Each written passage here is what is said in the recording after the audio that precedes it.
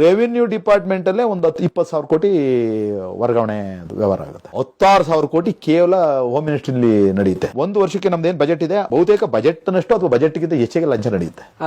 ಎಷ್ಟು ದುಡ್ಡು ಮಾಡಿರಲಿ ದುಡ್ಡು ನಾನು ತಗೊಳ್ಳೇಬೇಕು ಅನಿವಾರ್ಯ. ಸಿನಿಮಾಗಳಲ್ಲಿ ನೋಡ್ತೀವಲ್ಲ, ಏನಪ್ಪ ಇಷ್ಟೊಂದು ರಾಕ್ಷಸತ್ವ ತೋರ್ತಾರ ಯಾರಾದ್ರೂ ವಿಲನ್ಗಳು, ಪೊಲಿಟಿಷಿಯನ್ಸ್, ಅದ್ರ ಹತ್ರಷ್ಟಿದೆ. ರಾಜಕಾರಣಿಗಳಿಂದ ಇದಾರಲ್ಲ, ಪುಡಾರಿಗಳು ಇವರೆಲ್ಲ, ಅವರೆಲ್ಲ ಯಾಕಿದ್ದಾರೆ? ಇವನ್ ಮೇಲೆ ದೊಡ್ಡ ಗೌರವಕ್ಕೇನೋ ಇಲ್ಲ, ಇವನ ಹತ್ರ ಇರುವಂತ ಹಣನ ನಾನು ಕಬಳಿಸಬಹುದಾ, ಅವ್ನು ಕೊಡಲ್ಲ ಬಿಡಲ್ಲ ಅಂದಾಗ ಅವನ್ನ ಟಾರ್ಗೆಟ್ ಮಾಡೋದು, ಅವ್ನಿಗೆ ಏನೋ ಬ್ಯಾಕ್ ಸ್ಟಾಪ್ ಮಾಡೋದು, ಇವೆಲ್ಲ ಶುರು ಆಗ್ಬಿಡುತ್ತೆ. ಅದೇ ತಾನೇ ಈಗ ಪ್ರಜ್ವಲ್ ರೇವಣ್ಣ ಕೇಸ್ ಆಗಿದ್ದು. ಮೂಳೆ ಹಾಕ್ತಾನೆ ಗೌರವ ತೋರ್ತಾರೆ. ಈ ಮುಂಡೆ ಮಕ್ಕಳು ಅದೇ ನಮ್ಗೆ ಗೌರವ, ಓ ಅಧಿಕಾರ ಇದೆ, ಬದಲಾಗೋದಕ್ಕೆ ಆಗದೆ ಇರುವಷ್ಟು ಹಾಳಾಗ್ಬಿಟ್ಟಿದ್ದಾರೆ ಅವರು. ಒಂದು ದೇಶ ಕೇವಲ 3-4 ವರ್ಷಗಳಲ್ಲಿ ಅಧೋಗತಿಗೆ ಹೊಂಟೋಗ್ಬಿಡುತ್ತೆ. ಆ ಸ್ಥಿತಿ ಇವತ್ತು ನಮ್ಮ ದೇಶ ಇರೋದು.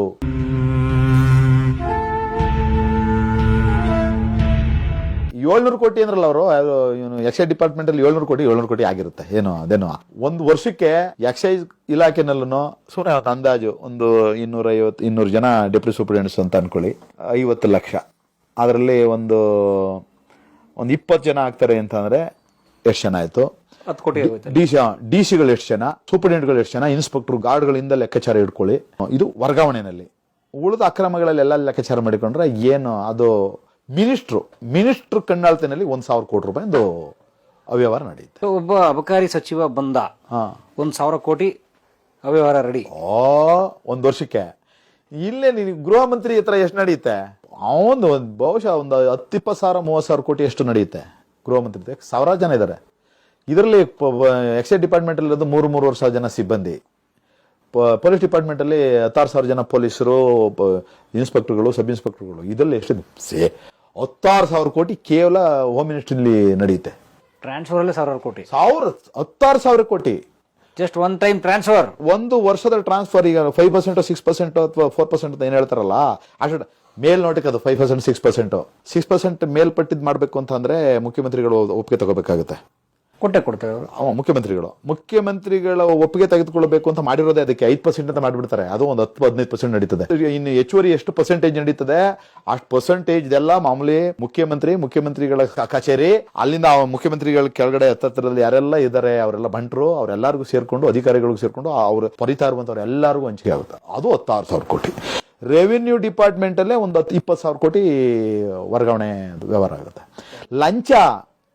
ಲಂಚ ಬಹುತೇಕ ಒಂದು ವರ್ಷಕ್ಕೆ ನಮ್ದು ಏನ್ ಬಜೆಟ್ ಇದೆ, ಬಹುತೇಕ ಬಜೆಟ್ ನಷ್ಟು ಅಥವಾ ಬಜೆಟ್ ಗಿಂತ ಹೆಚ್ಚಿಗೆ ಲಂಚ ನಡೆಯುತ್ತೆ. ಎಲ್ಲಿ ಬಂದಿದೆ ನಮ್ದಿನ್ನು ಆರ್ಥಿಕತೆ ಎಲ್ಲ ಸರಿಯಾದ ರೀತಿಯಲ್ಲಿ ಎಲ್ಲಿ ಲೆಕ್ಕಕ್ಕೆ ಸಿಗ್ತಾ ಇದೆ? ಹಾಗಾಗಿ ಇವರು ದುಡ್ಡು ಮಾಡಿಬಿಟ್ಟು, ಇವರೆಲ್ಲ ಈಗ ರಾಜಕಾರಣಿಗಳೆಲ್ಲ ನಾನು ಯೋಚನೆ ಮಾಡೋದು, ಇವ್ರು ಯಾಕೆ ದುಡ್ಡು ಮಾಡ್ತಾ ಇದಾರೆ, ಏನಾಗುತ್ತೆ? ಅವರೆಲ್ಲ ಅನ್ಕೊಂಡಿದ್ದಾರೆ ಅಂದ್ರೆ, ಅಕಸ್ಮಾತ್ ಏನಾದ್ರು ಈ ದೇಶ ಪೂರ್ತಿ ಹಾಳಾಗ್ಬಿಡ್ತು ಅಂದ್ರೆ ಬೇರೆ ದೇಶಕ್ಕೂ ಎಲ್ಗಾರು ಹೋಗ್ಬಿಡುವ ಜಾಗ ಮಾಡ್ಕೊಂಡಿದ್ದಾರೆ ಇವರೆಲ್ಲ. ಬಹುತೇಕ ನನಗನ್ಸೋದು ಮಾಡಿರ್ತಾರೆ. ನಮ್ಮಲ್ಲಿ ಇರುವಂತವ್ರೆಲ್ಲರಿಗೂ ಬೇರೆ ದೇಶಗಳಲ್ಲೆಲ್ಲ ಮನೆಗಳು, ಬೇಕಾದ ವ್ಯವಸ್ಥೆ ಎಲ್ಲ ಇಟ್ಕೊಂಡಿದ್ದಾರೆ.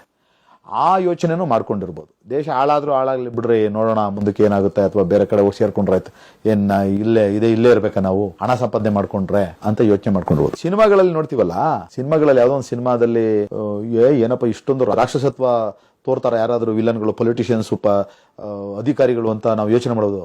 ಅದ್ರ ಹತ್ರಷ್ಟಿದೆ ಸಿನಿಮಾದಲ್ಲೇ. ಇನ್ನೂ ಅಷ್ಟು ಅವ್ರು ತೋರ್ಸೋಕೆ ಆಗ್ತಾ ಇಲ್ಲ. ಇವ್ರು ನಡ್ಕೊಳ್ತಾ ಇರುವಂತ ರೀತಿ ನೀತಿಗಳನ್ನ ತೋರ್ಸೋದಕ್ಕೆ ಆಗ್ತಾನೆ ಇಲ್ಲ.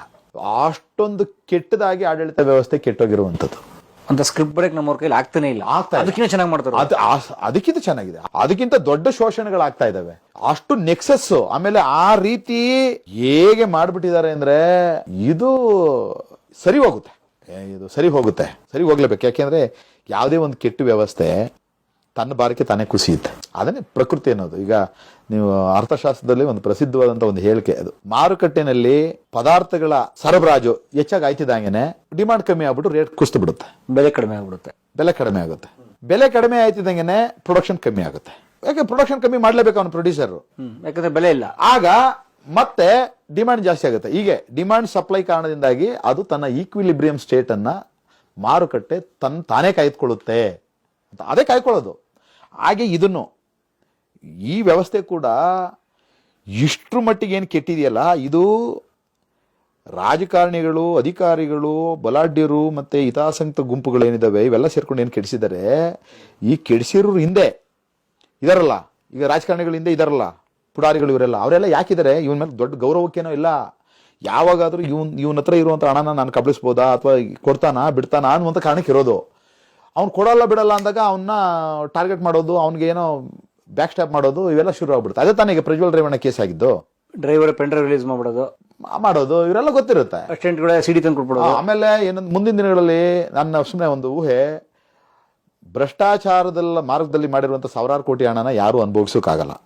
ಯಾವನೊಬ್ಬ ರಾಜಕಾರಣಿ ಈಗೆಲ್ಲ ಕೇಳಿದೀವಿ ಸುಮ್ಮನೆ ಉದಾಹರಣೆ, ಡಿ ಕೆ ಶಿವಕುಮಾರ್ ಎಷ್ಟು ಹಣ ಇದೆಯಪ್ಪ ಅಂದ್ರೆ 50,000 ಕೋಟಿ ಇದೆಯಂತೆ, 1,00,000 ಕೋಟಿ ಇದೆಯಂತೆ ಅಂತ ಕೆಲವರು ಹೇಳ್ತಾರೆ. ಅಷ್ಟು ಇದೆಯಲ್ಲ ಗೊತ್ತಿಲ್ಲ. ಆದ್ರೆ ಸಾವಿರಾರು ಕೋಟಿ ಹಣನ ತನ್ನ ಆಸ್ತಿ ಅಂತ ಇಟ್ಕೊಳಕ್ಕಾಗಲ್ಲ. ಅವನು ಬೇನಾಮಿ ಇಡಬೇಕು, ನಿಮ್ಮ ಹೆಸರಲ್ಲಿ, ಇವ್ರ ಹೆಸರಲ್ಲಿ ಒಂದು 10 ಜನದ ಹೆಸರಲ್ಲಿ ಇಡಬೇಕು. ನನಗೆ ಬೇಕಾದಾಗ ಬಂದ್ರಿ ವಾಪಸ್ ನನಗೆ ನನ್ನ ಆಸ್ತಿ 10 ಎಕರೆ ನಿಮ್ಮ ಹೆಸರಲ್ಲಿ ಇದೆಯಲ್ಲ ಬರ್ಕೊಡ್ರಿ ಅಂತ ನಾನು ಕೇಳಿದಾಗ ನೀವು ಬಂದು ಬರ್ಕೊಡ್ಲಿಲ್ಲ ಅಂದ್ರೆ ನಾನೇನ್ ಮಾಡ್ಬೋದು? ಹೆಚ್ಚು ಅಂದ್ರೆ ಮರ್ಡರ್ ಮಾಡ್ಬೇಕು. ಮರ್ಡರ್ ಮಾಡಿದ್ರೆ ಜೈಲ್ಗೆ ಹೋಗ್ಬೇಕಾಯ್ತದೆ. ಹೀಗಾಗಿ ಇವ್ರು ಯಾರು ವಾಪಸ್ ಕೊಡಲ್ಲ. ಈ ಮುಂದಿನ ದಿನಗಳಲ್ಲಿ ಯಾರ್ಯಾರೆಲ್ಲ ಬೇನಾಮಿ ಇದಾರೆ 90%, ಅದಕ್ಕೆ ತಾನೇ ಗುರು ಸತ್ರಲ್ಲ ಒಬ್ರು, ಅದೇ ಒಬ್ರು ಗುರುಗಳು ಜ್ಯೋತಿಷಿ ಹೇಳೋ ಸ್ವಾಮಿಗಳು ಚುಚ್ಚಿಸ್ಕೊಡ್ರಲ್ಲ, ಅವ್ರ ಅಂತದ ಸರಳ ವಾಸ್ತು ವಾಪಸ್ ಕೇಳಕ್ ಹೋದ್ರೆ ಈ ತರ ಆಗುತ್ತೆ. ಆಮೇಲೆ ಇವನೇನಾದ್ರೂ ಅಕಸ್ಮಾತ್ ನನ್ನ ಮಗ ಕೊಟ್ಟಿಲ್ಲ, ಉಳಿದವ್ರು ಎಲ್ಲರಿಗೂ ಬುದ್ಧಿ ಕಲಿಸ್ಬೇಕು ಅಂತ ಅವನಿಗೆ ಹೊಡೆದು ಬಡ್ದು ಹೋದ್ರೆ ಅವನಿಗೆ ಅವ್ನ್ ಕೇಸ್ ಆಗುತ್ತೆ, ಇವ್ನ್ ಜೈಲ್ಗೆ ಹೋಗ್ಬೇಕಾಗುತ್ತೆ. ಹಾಗಾಗಿ ಹಾಲಿಂದ ಹಾಲಿಗೆ ನೀರಿಗೆ ಆಗ್ಬಿಡುತ್ತೆ. ಸಾಕಪ್ಪ ಸುನರು. ಹಾಗಾಗಿ ಒಂದ್ ಕಡೆಯಿಂದ ಇದೂ ಗೊತ್ತಾಗೋದಕ್ಕೆ ಶುರು ಆಗುತ್ತೆ ಅವನಿಗೆ. ಆಮೇಲೆ ಮನಸ್ಸನ್ನ ನೀವು ಶಾಂತವಾಗಿ ಇಟ್ಕೊಳ್ಳಿಲ್ಲ ಅಂತಂದ್ರೆ ಈ ಪಂಚೇಂದ್ರಿಯಗಳನ್ನ ನೀವು ತಣಿಸಿ ನೆಮ್ಮದಿಯಾಗಿರ್ತೀವಿ ಅಂತ ಅನ್ನೋದು ಮೂರ್ಖತನ ಅಂತ ಅನ್ನುವಂಥದ್ದನ್ನ ವಿಜ್ಞಾನವೂ ಹೇಳೋದಕ್ಕೆ ಶುರು ಆಗ್ಬಿಡುತ್ತೆ. ಹಾಗಾಗಿ ಅದನ್ನ ಬಿಟ್ಟು ಬೇರೆ ದಾರಿಗಳಿಗೆ ಹಿಡಿಬೇಕು. ಆ ಒಂದು ಅತ್ಯಂತ ನಿರ್ಣಾಯಕವಾದಂಥ ಕಾಲಘಟ್ಟದಲ್ಲಿ ಇದು ಸಮಾಜ ಇರುತ್ತೆ. ಹಾಗಾಗಿ ಇದು ಬದಲಾಗುತ್ತೆ. ಪಾಪ ಇವರೆಲ್ಲ ಯಾವ ಕಾರಣಕ್ಕೆ ನಾಟಕ ಆಡ್ಕೊಂಡು ಸುಳ್ಳಾಡ್ಕೊಂಡು ನಮ್ಗೆ ಗೌರವ, ಯಾವ ರಾಜಕಾರಣಿಗಾರ ಗೌರವ ಇದೆಯಾ? ಆದ್ರೆ ಅವ್ರ ಗೌರವ ಇದೆ ಅಂತ ಅವ್ರು ಭಾವಿಸ್ಕೊಂಡಿದ್ದಾರೆ. ಅವ್ರು ಸುತ್ತಮುತ್ತ ಇರುವಂತ ನಾಯಿ ನರಿಗಳು, ಕಿತ್ಕೊಂಡು ತಿನ್ನೋಕಿರುವಂತ ನಾಯಿ ನರಿಗಳು ತೋರಿಸ್ತಾ ಇರುವಂತ ಗೌರವವೇ ಗೌರವ ಅಂತ ನಂಬ್ಕೊಂಡ್ಬಿಟ್ಟಿದ್ದಾರೆ ಅವರು. ಮೂರ್ಖತನ ಅಲ್ವೇ ಇದು?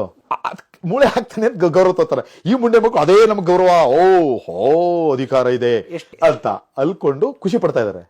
ಆಳದಲ್ಲಿ ಇವ್ರಿಗೆ ಯಾವ್ದು ಗೌರವ ಇಲ್ಲ ಅಂತ ಅವ್ರಿಗೆ ಗೊತ್ತಾಗ್ಬಿಡುತ್ತೆ. ಚುನಾವಣೆ ಸೋಲ್ಲಿ ಅವರು, ಚುನಾವಣೆ ಸೋತ ದಿವಸ ಅವ್ರ ಮನೆ ಹತ್ರ ಎಷ್ಟು ಜನ ಇರ್ತಾರೆ ನೋಡಿ. ಯಾಕೆ? ಅದಕ್ಕೆ ಇವರು ಅಧಿಕಾರಕ್ಕೋಸ್ಕರ ಆಗ್ತಾರೆ. ಇದು ಫುಲ್ಲು ಡಿಪ್ರೆಸ್ ಹೋಗ್ಬಿಡ್ತಾರೆ ಅವರು. ಅಧಿಕಾರ ಇಲ್ಲ ಅಂದ ತಕ್ಷಣನೇ ಜನ ಖಾಲಿ ಆಗ್ಬಿಡ್ತಾರೆ. ಈಗ ಯಡಿಯೂರಪ್ಪ ಅಧಿಕಾರದಿಂದ ಇಳಿದು ಪೂರ್ತಿ ಇಳ್ದ ಅಂದ್ರೆ ಅವ್ರ ಮನೆ ಹತ್ರ ಯಾರು ಹೋಗ್ತಾರಲ್ಲ. ತೀರಾ ಅಳದುಳಿದ ದುಡ್ಡಿಗೋಸ್ಕರ ಕಾಯ್ತಾ ಇರುವಂತಾರು 1 ಜನ ಹೋಗೋದೇ ಹೊರತು ಫುಲ್ ಖಾಲಿ. ಹಾಗಾಗಿ ಇವ್ರಿಗೆ ಏನು ಇವರು ಸೃಷ್ಟಿಸ್ಕೊಂಡಿರುವಂತ ಒಂದು ಪೊಳ್ಳು ಪ್ರಭಾವಳಿ ಧಕ್ಕೆಗೊಳಗಾಗ್ಬಿಟ್ಟಾಗ ಇವ್ರಿಗೆ ಘಾಸಿ ಆಗ್ಬಿಡುತ್ತೆ. ಮಾನಸಿಕವಾಗಿ ಸ್ಟ್ರೆಂಥನ್ ಇಲ್ಲ. ಸುಮ್ಮನೆ ನಾನು ಹೇಳಿದ್ರೆ ಮಾಧ್ಯಮಗಳ ವಿಚಾರ ಹೇಳಬೇಕು. ಮಾಧ್ಯಮಗಳು ರಾಜಾಹುಲಿ, ಹಾಗೆ ಹೀಗೆ, ಇವ್ರು ಅದನ್ನೇ ನೋಡ್ಕೊಂಡು ಖುಷಿ ಪಡ್ತಾರೆ. ಒಳಗೆ ತನ್ ತಾಕತ್ ಗೊತ್ತಿರಲ್ವೇ? ಈಗ ನಾನು ಕುರೂಪಿಯಾಗಿದ್ದು ಪ್ಲಾಸ್ಟಿಕ್ ಸರ್ಜರಿ ಮಾಡಿಸ್ಬಿಟ್ಟು ರಾಜ್ಕುಮಾರ್ ತರ ಮುಖ ಹಾಕಬಿಟ್ಟು ನಾನು ಹೆಂಡತಿ ಜೊತೆ ನಾನು ಓಡಾಡಿದ್ರೆ ಈ ಓಡಾಡ್ತಾರ ನಾನಾ ರಾಜ್ಕುಮಾರ? ನೀವು ಅರ್ಥ ಆಯ್ತಿದ್ದು ನಾನು ಹೇಳೋದು ಲಾಜಿಕ್ಕು? ಇವ್ರು ಪ್ಲಾಸ್ಟಿಕ್ ಸರ್ಜರಿ ಇವ್ರೆಲ್ಲ. ಹಾಗಾಗಿ ಇದೆಲ್ಲ ಕುಸ್ತು ಬೀಳುವಂತ ಕಾಲಘಟ್ಟದಲ್ಲಿ ನಾವಿದ್ದೀವಿ. ಎಲ್ಲ ಪೊಳ್ಳೆ ಅವ್ರಿಗೂ ಗೊತ್ತದು. ಮತ್ತೆ ಯಾಕೆ ಬದಲಾಗ್ತಿಲ್ಲ ಅವರೆಲ್ಲ? ಬದಲಾಗೋದಕ್ಕೆ ಆಗದೆ ಇರುವಷ್ಟು ಹಾಳಾಗ್ಬಿಟ್ಟಿದ್ದಾರೆ ಅವರು. ಅವ್ರಿಗೆ ಇದು ಸತ್ಯವೋ ಭ್ರಮೆಯೋ ವಾಸ್ತವವೋ ಅನ್ನುವಂಥದ್ದು ಗೊತ್ತಾಗದೇ ಇರುವಂತ ಸ್ಥಿತಿ ತಲುಪಿಟ್ಟಿದ್ದಾರೆ. ಉದಾಹರಣೆಗೆ ಅವ್ನು ಯಾರೋ XYZ ನಾಯಕ ಹೇಳಿದ್ರು ಅಂತ 1,00,000 ಕೋಟಿ ಅಂತ ಅಂತಾರಲ್ಲ, ಇದೆಲ್ಲ ಪೊಳ್ಳು ಕಂಡ್ರೆ ಕೊನೆಗೆ ನಾನು ತಿನ್ನೋದೇ 2 ಇಡ್ಲಿ ವಡೆ, ಅದಕ್ಕೂ ಶುಗರ್ BP 25 100 ಮಾತ್ರ ತಿನ್ಬೇಕು ದಿನ ಬೆಳಗ್ಗೆ. ತಗೊಳ್ರಿ ಎಲ್ಲ ಇಟ್ಕೊಡ್ರ, ಅಥವಾ ತಗೊಳ್ಳ ಒಂದಷ್ಟು ಎಜುಕೇಶನ್ ತಗೋ, ಒಂದಷ್ಟು ಹೆಲ್ತ್, ಹಂಗೆಲ್ಲ ಮಾಡಲ್ರು. ಇದು ನಿಮಗೆ ಏನ್ ಗೊತ್ತಾ? ಅವ್ರು ಯಾಕೆ ಅಷ್ಟು ಹಣ ಮಾಡ್ಕೋತಾರೆ ಅಂತ ಅಂದ್ರೆ ಬೇರೆ ಜನಗಳ ಹತ್ರ ಇರಬಾರ್ದು. ಈಗ ನಿಮ್ಮ ಹತ್ರ 100 ಕೋಟಿ ಇದ್ರೆ ಉಳಿದರ ಹತ್ರ ಕಡಿಮೆ ಜನ ದುಡ್ಡಿರುತ್ತೆ.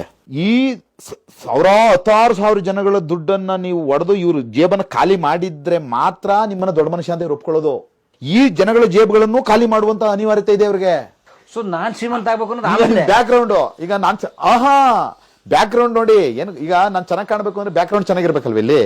ಅದಕ್ಕೆ ಹೀರೋ ಪಕ್ಕ ಇಬ್ರು ಕುಳ್ಳಕಿರೋರು ಹಾಕಿರ್ತಾರಲ್ಲ, ಹಾಕಿರೋದು ಯಾಕೆ? ಹೌದು, ಅವ್ನು ಎತ್ಕೊಳ್ಳಿ ಅಂತ. ಹಂಗಾಗಿ ಬರೀ ಇವ್ರು ಹಣ ಮಾಡ್ಕೊಳ್ಳೋದು ಅಷ್ಟೇ ಸಾಲೋದಿಲ್ಲ, ಇವ್ರನ್ನೂ ಡ್ರೈವ್ ಮಾಡಬೇಕು. 1,000 ಕೋಟಿ ಬೇಕಾದ ಖರ್ಚು ಮಾಡ್ತಾರೆ. ಮಕ್ಳುಗಳಿಗೆ ಬೇಕಾಗಿರುವಂತ ಫುಡ್ ಕೊಡೋದಕ್ಕೆ, ಶೂಸ್ ಕೊಡೋದಕ್ಕೆ ಸರ್ಕಾರಿ ಶಾಲೆಯ ಶಿಕ್ಷಕರುಗಳಿಗೆ ಪೇರೆಂಟ್ಸ್ ಹತ್ರ ಕಲೆಕ್ಟ್ ಮಾಡಿ ನೀವು ಅಂತ ಹೇಳ್ತಾರೆ. 1,000 ಕೋಟಿಗೆ ಯಾವ್ದೋ ಪ್ರಾಜೆಕ್ಟ್ ಪೂರ್ಣಗೊಳ್ಳದೇ ಇರುವಂತ ಪ್ರಾಜೆಕ್ಟ್ ಮಾಡೋ ಲಕ್ಷಾಂತರ ಕೋಟಿ ಖರ್ಚು ಮಾಡ್ಬಿಟ್ಟಿದ್ದಾರೆ. ಯಾವ ಕಾರಣಕ್ಕೆ? ಶಾಲೆಗಳಲ್ಲಿ ಮಕ್ಕಳು ಚೆನ್ನಾಗಿ ಓದ್ಕೊಂಡು ಪ್ರಜ್ಞಾವಂತರಾಗ್ಬಿಟ್ಟು ಬುದ್ಧಿವಂತರಾಗ್ಬಿಟ್ರೆ ಪ್ರಧಾನಮಂತ್ರಿ ಏನ್ರಿ ನಾನೇನ್ರಿ, ಅವನ ಕೆಲಸ ಮಾಡ್ತಾನೆ, ನಾನು ಕೆಲಸ ಮಾಡ್ತೀನಿ ರೀ, ಬದುಕ್ತೀನಿ ಅಂತ ಅನ್ನುವಂಥ ವೈಜ್ಞಾನಿಕತೆ ಮತ್ತೆ ತಿಳುವಳಿಕೆ ಬಂದ್ಬಿಟ್ರೆ, ಪ್ರಜ್ಞಾವಂತಿಕೆ ಬಂದ್ಬಿಟ್ರೆ ಅವನಿಗೇನು ಗೌರವ ಇರುತ್ತೆ. ಹಾಗಾಗಿ ಇವನು ಮಂಗ ಆಗಿರಬೇಕು. ಆ ಕಾರಣಕ್ಕೆ ಸರ್ಕಾರಿ ಶಾಲೆಗಳನ್ನ ಉದ್ದೇಶಪೂರ್ವಕವಾಗಿ ಸರಿಯಾದ ರೀತಿಯಲ್ಲಿ ನಿರ್ವಹಿಸಬಾರದು ಅಂತ ಅನ್ನುವಂಥದ್ದು ಒಂದು ಅಜೆಂಡಾ, ಇಡೋಣ ಅಜೆಂಡಾ. ಸರ್ಕಾರಿ ಆಸ್ಪತ್ರೆಗಳಲ್ಲಿ ಸರಿಯಾದ ರೀತಿಯಲ್ಲಿ ಇಲ್ದಾಗೆ, ಆಮೇಲೆ ರಸ್ತೆಗಳೆಲ್ಲ ಹಳ್ಳ ಗುಂಡಿ ಎಲ್ಲ ಬಿದ್ದು ಕುಲುಕ್ಬೇಕು, ಜನ ಓಡಾಡ್ತಾರೆ, ಅಯ್ಯೋ ಏನಪ್ಪ ಅಂತ. ಮನೆಗೆ ಬರೋದಕ್ಕೆ ಅವನಿಗೆ ಒಂದು 10 ಕಿಲೋಮೀಟರ್ ಹೋಗಿ ಅವ್ನ ಕೆಲಸ ಮುಗಿಸ್ಕೊಂಡು ಮನೆಗೆ ಬಂದು ಸೊಪ್ಪಾಗಿ ಬಿದ್ದೋಗ್ಬೇಕು ಅವನು. ಮತ್ತೆ ಇನ್ನೊಂದು ದೇಶದ ಪ್ರಧಾನಿ ಏನ್ ಮಾಡ್ತಾವ್ರೆ, ಸಿಎಂ ಏನ್ ಮಾಡ್ತಾವ್ರೆ, ಅದ್ಯಾವ್ದ್ರ ಬಗ್ಗೆ ಯೋಚನೆ ಮಾಡಬಾರ್ದು, ತಲೆಗೆ ಯೋಚನೆ ಕೊಡುವಂಥದ್ದು ಆಗ್ಬಾರ್ದು. ಮನರಂಜನೆ,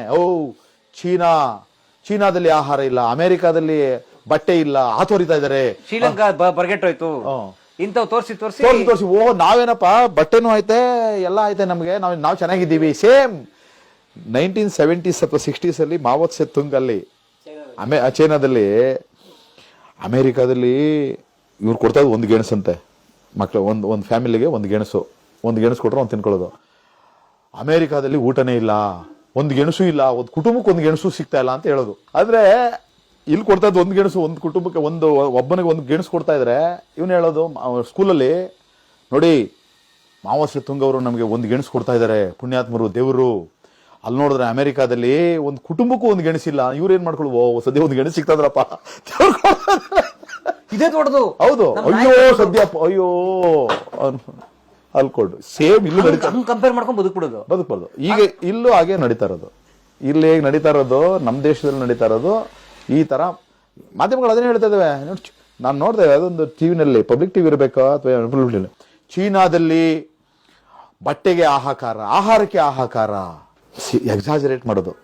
ಆಮೇಲೆ ನೋಡಿ ಬಾಂಗ್ಲಾದಲ್ಲಿ ಹಿಂದೂಗಳ ಮಾರಣ ಹೋಮ ಅಂದ್ರೆ ಏನ್ ಹೇಳಿ, ಕೊಚ್ಚು ಸಾವಿರಾರು ಜನನ ಮಸಾಕರದು, ಸಾವಿರಾರು ಜನ ಕತ್ತರಿಸಿ ಹಾಕ್ಬಾರ್ದು, ಲಕ್ಷಾಂತರ ಜನ ಸೇರಿ, ಅದು ಮಸಾಕರು.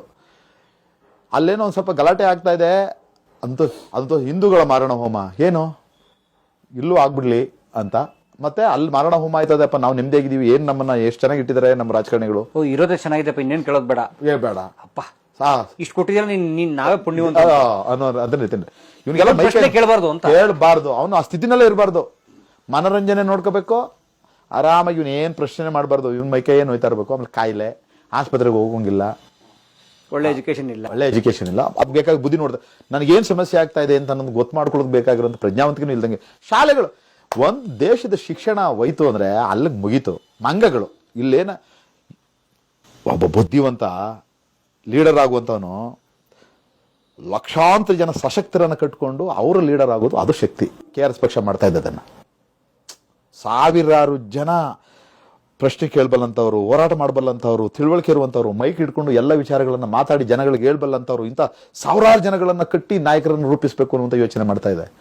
ಬೇರೆ ಪಕ್ಷಗಳದ್ದು ಮಾಡ್ತಾ ಇಲ್ಲ. ನೀವು ಗಮನಿಸಿದ್ರೆ ಮೂರ್ಖರನ್ನ ಮಾಡ್ತಾರೆ, ಸುಳ್ಳು ಹೇಳ್ದೆ. ಈಗ BJP ಸುಳ್ಳು ಹೇಳುತ್ತೆ, ಯಾರಿಗೆ ಹೇಳುತ್ತೆ? BJP ಯಾರು ನಂಬಿದಾರೋ ಅವ್ರಿಗೆ ಹೇಳೋದದು. ತಮ್ಮ ಅನುಯಾಯಿಗಳಿಗೆ ಹೇಳೋದು, ಯಾಕಂದ್ರೆ ವಿರೋಧಿಗಳಿಗೆ ಗೊತ್ತು. ಕಾಂಗ್ರೆಸ್ ಯಾರು ಸುಳ್ಳು ಹೇಳ್ತಾ ಇದ್ದಾವೆ?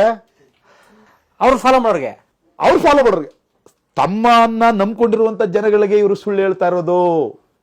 ನಾವ್ ಹಂಗ್ ಮಾಡ್ಬಿಟ್ವಿ, ಹಿಂಗ್ ಮಾಡಿದ್ವಿ ಅಂತ ಪಾಪ ಯಾರು ಆ ಕಾಲದಿಂದ ನಂಬ್ಕೊಂಡು ಇವ್ರಿಗೆ ಬಲ ಕೊಟ್ಟಿದಾರೋ ಆ ಜನಗಳಿಗೆ ಇವರು ಸುಳ್ಳು ಹೇಳ್ತಾ ಇರೋದು.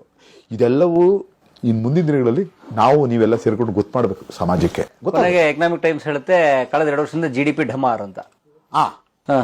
2 ವರ್ಷಗಳು ಈಗ ಈ ಕ್ವಾರ್ಟರ್ ಅಲ್ಲಿ GDP ಹೋಗೆ, ನೀವು ಧರ್ಮ ಜಾತಿ ಆಗ್ಲೇಬೇಕು. ನೀವು ಎಲ್ಲಿ ದುಡಿಮೆ ಮಾಡ್ದೇನೆ ದಿನ ಬೆಳಗ್ಗೆ ಎದ್ದು ನಾವು ಯೋಗೇಶ್ವರ್ ಗೆಲ್ತಾನ, ನಿಖಿಲ್ ಗೆಲ್ತಾನ, ದೇವೇಗೌಡ್ರ ಜೈಲ್ಗೆ ಹೋಗಿ ವಾಪಸ್ ಬಂದ ಏನ್ ಕತೆ ಅಂತ ಮಾಮೂಲಿ ಯೋಚನೆ ಮಾಡ್ಕೊಂಡು ದಿನ ಬೆಳಗ್ಗೆ ಎದ್ದು ಕುಣ್ಕೊಂಡ್ರೆ, ಇಲ್ಲಿ ನಾನು ಉತ್ಪಾದನೆ ಮಾಡ್ತಾ ಇರುವಂತ ಪದಾರ್ಥ ಗುಣಮಟ್ಟದಿಂದ ಕೂಡಿದೆಯೇ, ನಾನು ಸರಿಯಾಗಿ ವ್ಯಾಪಾರ ಮಾಡ್ತಾ ಇದ್ದೀನಿ, ನನ್ನ ಲೆಕ್ಕ ಚೆನ್ನಾಗಿ ಇಟ್ಕೋತಾ ಇದ್ದೀನಿ, ಏನ್ ಕತೆ ಆಗ್ತಾ ಇದೆ ಅಂತ ನೋಡ್ಕೊಳ್ಳೋದು ಬೇಕಾಗಿರುವಂತ ಮನಸ್ಥಿತಿನೇ ಇಲ್ಲದೆ ಕೂಸ್ತು ಹೋಗ್ಬಿಡುತ್ತೆ.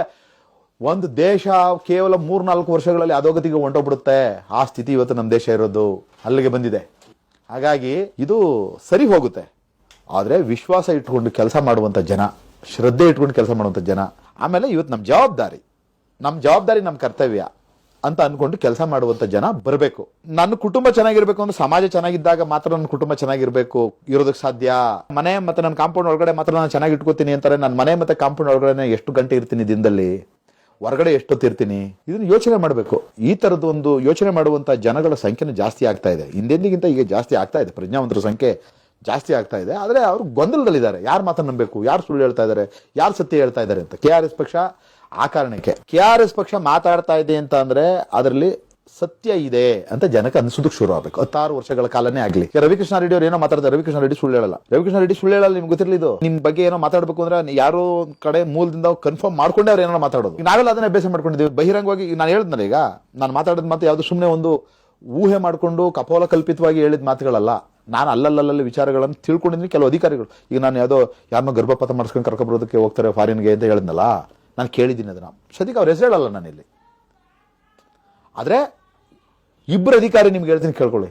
ಒಬ್ಬ ಅಧಿಕಾರಿ ನಮ್ಮ ರಾಜ್ಯದ ಒಬ್ಬ IAS ಅಧಿಕಾರಿ, ಒಬ್ಬ IPS ಅಧಿಕಾರಿ ಡೆಲ್ಲಿನಲ್ಲಿ ಮೀಟ್ ಆಗ್ತಾರೆ, ಬಾಂಬೆನಲ್ಲಿ. ಆಕೆಯ ಮಗಳ ಇದನ್ನ ಅನೈತಿಕ ಗರ್ಭವನ್ನ ಕ್ಲೋಸ್ ಮಾಡಿಸ್ಕೊಬರೋದಕ್ಕೆ ಹೋಗಿರ್ತಾರೆ. ಇನ್ನೊಬ್ಬ ಅಧಿಕಾರಿ IAS ಅಧಿಕಾರಿ ಆಕೆ ಯಾವುದೋ ಒಬ್ಬ ಲೇಡಿ ಜೊತೆನಲ್ಲಿ ತನ್ನ ಆಫೀಸಿನ, ತನ್ನ ಕಚೇರಿಯ, ತನ್ನ ಇಲಾಖೆಯ ಅಧಿಕಾರಿ ಜೊತೆನಲ್ಲಿ ಅನೈತಿಕ ಸಂಬಂಧ ಮಾಡ್ಕೊಂಡ್ಬಿಟ್ಟು ಆಕೆ ಗರ್ಭಿಣಿ ಆಗ್ಬಿಟ್ಟು ಆಕೆನ ಇದು ಮಾಡಿಸೋಕೆ ಅಲ್ಲಿ ಭೇಟಿಯಾಗಿರ್ತಾರೆ. ಈ ವಿಚಾರವನ್ನು ಅವರು ಕುಡಿದು ಬೇರೆ ಕಡೆ ಮಾತಾಡ್ಕೊಂಡಿರುವಂಥದ್ದನ್ನ ನನಗೆ ಹೇಳಿದ್ದಾರೆ. ಅದಕ್ಕೆ ನಾನು ಇದನ್ನು ಹೇಳಿದ್ದೀನಿ. ಈ ಥರ ಪ್ರಪಂಚ ನಡೀತಾ ಇರೋದು. ಹಾಗಾಗಿ ಸತ್ಯ ಯಾವಾಗಲೂ ಸತ್ಯನೇ ಗೆಲ್ತಾ ಇರೋದು. ಇವರೆಲ್ಲ ನಾನು ಹೇಳಿದ್ನಲ್ಲ, ಈಗ ರವಿಕೃಷ್ಣ ರೆಡ್ಡಿ ಚುನಾವಣೆಯಲ್ಲಿ ಉದಾಹರಣೆ, ಸುಮ್ಮನೆ ರವಿಕೃಷ್ಣ ರೆಡ್ಡಿ ಚುನಾವಣೆಯಲ್ಲಿ ಸೋತಿದ್ದಾರೆ. ರವಿಕೃಷ್ಣ ರೆಡ್ಡಿ ಅವ್ರ ಸೋಲು ಹೇಗಾಗುತ್ತೆ? ರವಿಕೃಷ್ಣ ರೆಡ್ಡಿ ಅವರಿಗೆ 45-50 ಲಕ್ಷ ಹಣ ಕೊಟ್ಟು ಜನ ಕೊಟ್ಟಿದ್ದಂಥ ಹಣದಲ್ಲಿ ಚುನಾವಣೆ ಎದುರಿಸಿದ್ದಾರೆ. ಜನ ಮತ ಹಾಕ್ಬೇಕಾಗಿದ್ದವರು, ಯಾರಿಗ ಅನುಕೂಲ ಆಗ್ತಿತ್ತು ಆ ಜನ ಮತ ಹಾಕಿಲ್ಲ, ಅವರು ಅನ್ಯಾಯ ಮಾಡ್ಕೊಂಡಿದ್ದಾರೆ. ರವಿಕೃಷ್ಣ ರೆಡ್ಡಿ ಅವರಿಗೆ ಅನ್ಯಾಯ ಆಗಿಲ್ಲ. ರವಿಕೃಷ್ಣ ರೆಡ್ಡಿ ಅವ್ರಿಗೆ ಯಾವಾಗ ಅನ್ಯಾಯ ಆಗ್ತಾ ಇತ್ತು? ಚುನಾವಣೆಯಲ್ಲಿ ಅವರು ಗೆದ್ದು ತನ್ನ ಅಧಿಕಾರ ಬಲದ ಮೇಲೆ ತಾನು ಸುಖಲೋಲುಪತೆಯಲ್ಲಿ ಮೆರೀತಿದ್ದೆ ನಾನು ಅಂತ ಇದ್ರೆ ಮಾತ್ರ ಆ ಸುಖಲೋಲುಪತೆ ಮಿಸ್ ಆಗೋಯ್ತಲ್ಲ ಅಂದಾಗ ಮಾತ್ರ ಬೇಜಾರಾಗೋದು. ಜನ ಅಧಿಕಾರ ಕೊಟ್ಟಿದ್ದವ್ರಿಗೆ MLA ಮಾಡಿದ್ರೆ ಅವರು ಈಗ 6 ಗಂಟೆಯಿಂದ ರಾತ್ರಿ 10 ಗಂಟೆ ತನಕ ಕೆಲಸ ಮಾಡೋರು, ಬೆಳಿಗ್ಗೆ 4 ಗಂಟೆಯಿಂದ 10 ಗಂಟೆ ತನಕ ಕೆಲಸ ಮಾಡಬೇಕಾಗಿತ್ತು, ಪ್ರಿಪೇರ್ ಆಗಬೇಕಾಗಿತ್ತು, ಸದನಕ್ಕೆ ಹೋಗೋದಕ್ಕೆ ಬೇರೆ ಮಾಹಿತಿಗಳು ತೆಗೆದುಕೊಳ್ಬೇಕಾಗಿತ್ತು, ಬೇರೆ ಕೆಲಸಕ್ಕೆ ಹಚ್ಚಬೇಕಾಗಿತ್ತು, ಇನ್ನೂ ಜಾಸ್ತಿ ಕಷ್ಟಪಡಬೇಕಾಗಿತ್ತು ಅವರು. ಈಗ ಕಡಿಮೆ ಕಷ್ಟ. ಅದೇ ಬೇರೆ ರಾಜಕಾರಣಿಗಳು ಎಲ್ಲ ಬರೀ ಈಗ ಸಿದ್ದರಾಮಯ್ಯನವರು, DK ಶಿವಕುಮಾರ್ ಏನೇ ಇದ್ರು ಅವರಲ್ಲಿ ಪವರ್ಗೋಸ್ಕರ ಇದ್ದೇ ಇದೆ ಕಿತ್ತಾಟ.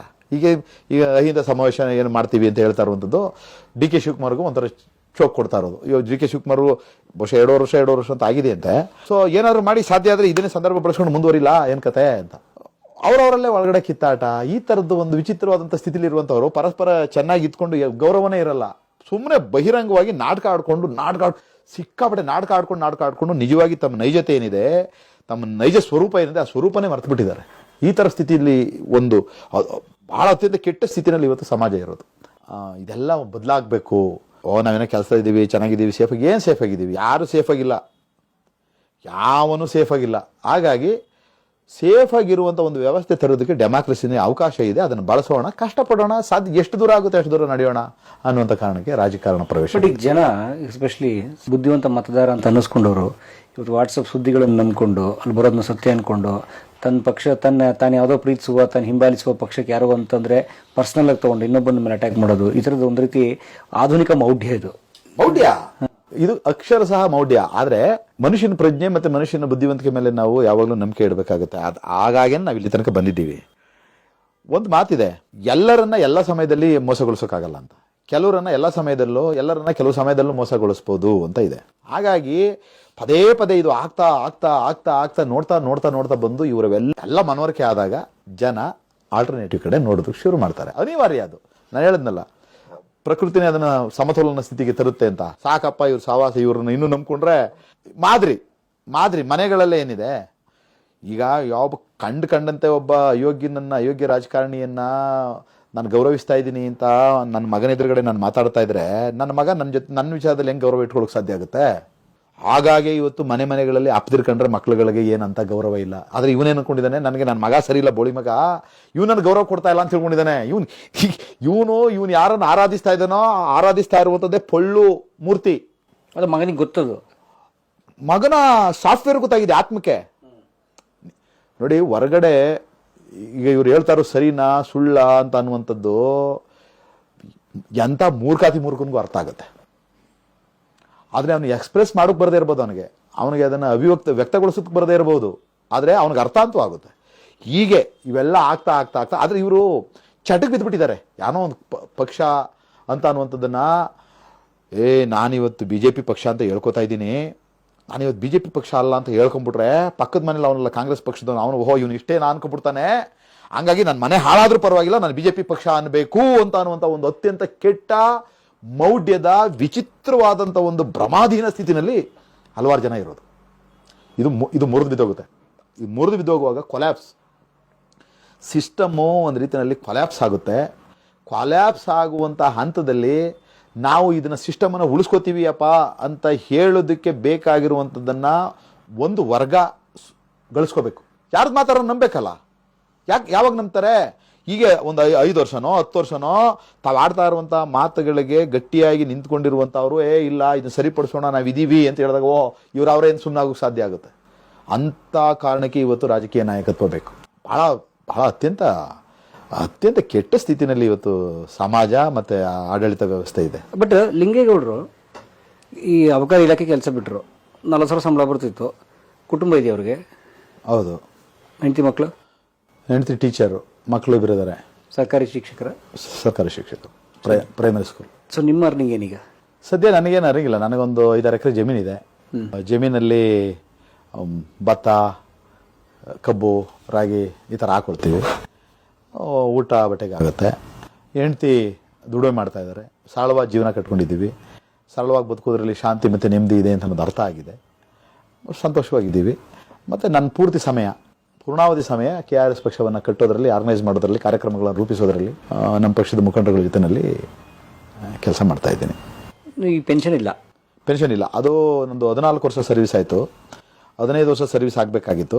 ಅಂದರೆ ಮತ್ತೆ ಅದು ನಾನು ಫೈಟ್ ಮಾಡಿ ಬಡ್ದಾಡಿದರೆ ಪೆನ್ಷನ್ ಬರ್ತಾಯಿತ್ತು. ಇರಲಿ ಬಿಡೋಣ. ಮತ್ತೆ 1 ವರ್ಷ ನಾನು ಕೆಲಸ ಮಾಡ್ತೀನಿ ಅಂತ ಮಾಡೋದು, ನಾಟಕ ಆಡೋದು, ಪೆನ್ಷನ್ಗೋಸ್ಕರ ಮಾಡೋದು ಬೇಕಾಗಿಲ್ಲ. ದುಡಿದು ಬದುಕೋಣ ಅಂತ ಸ್ಥಿತಿ ಬಂದರೆ ನನಗೆ ಡ್ರೈವಿಂಗ್ ಬರುತ್ತೆ, ಒಳ್ಳೆ ಟೀ ಮಾಡ್ತೀನಿ, ಕಾಫಿ ಮಾಡ್ತೀನಿ, ಅಡುಗೆ ಮಾಡಬಲ್ಲೆ ಅಂತ ಸಂದರ್ಭ ಬಂದರೆ ಒಂದು ಸಣ್ಣ ಅಂಗಡಿ ಹಾಕ್ಕೊಂಡು, ಹೋಟ್ಲ್ ಮಾಡ್ಕೊಂಡು, ಒಂದು ಟೀ ಕಾಯಿಸ್ಕೊಂಡು ಬದುಕೋಣ. ಸರಳವಾಗಿ ಬದುಕಿದ್ರೆ ಏನು ತಪ್ಪೇನಲ್ಲ ಅಂತ ಅನ್ನೋಂಥ ಯೋಚನೆ ಮಾಡಿಕೊಂಡೆ ನನ್ನ ಕೆಲಸ. ನಾನು ಅದನ್ನು ಕ್ವಶನ್ ಮಾಡಿಕೊಂಡು ಕೋರ್ಟ್ಗೆ ಹೋಗಲಿಲ್ಲ. ಅಬಕಾರಿ ಇಲಾಖೆ ಎಷ್ಟು ದುಡ್ಡು ಮಾಡಿರಲಿ ಲಿಂಗೇಗೌಡರು? ದುಡ್ಡು ನಾನು ತಗೋತಾ ಇದ್ದೆ. ದುಡ್ಡು ತಗೊಳ್ಳೇಬೇಕು, ಅನಿವಾರ್ಯ. ನೀವು ಒಬ್ಬ ಸಾಮಾನ್ಯ ಗಾರ್ಡಿಂದ ಹಿಡ್ಕೊಂಡು ಎಕ್ಸೈಸ್ ಮಿನಿಸ್ಟರ್ ತನಕನೂ ದುಡ್ಡು ಹೋಗುತ್ತೆ ಎಕ್ಸೈಸ್ ಡಿಪಾರ್ಟ್ಮೆಂಟಲ್ಲಿ.